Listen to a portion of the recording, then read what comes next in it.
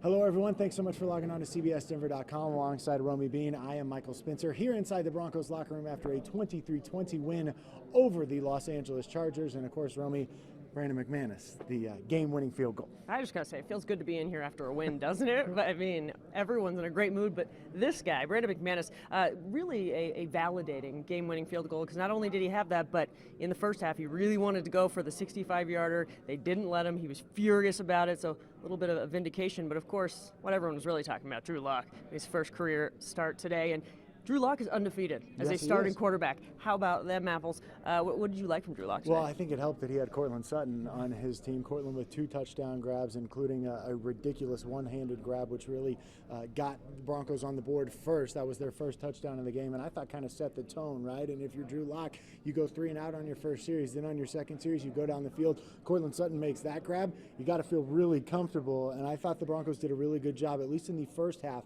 of making him feel really comfortable, calling a game to where he could be successful. You know, that was really interesting. You talk about calling a game. That first half, actually the first quarter, the Broncos were aggressive. Drew Lock had 123 yards in the first half. He had 134 total, which means he had 11 in the second half. They really seemed to step off the gas, really each quarter almost. At the end of the first half, 2-minute warning, they kind of just let the clock run out.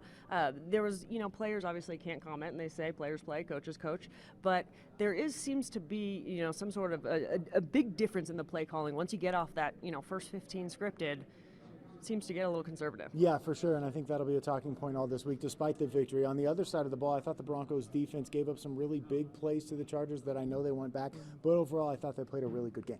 And without Von Miller, not just Von Miller in terms of the player, but Von Miller as the leader, 95 consecutive starts before this game, so it was just so different for the team not to have him out there, but young guys stepped up. Draymond Jones got his first career interception. Will Parks, first career sack.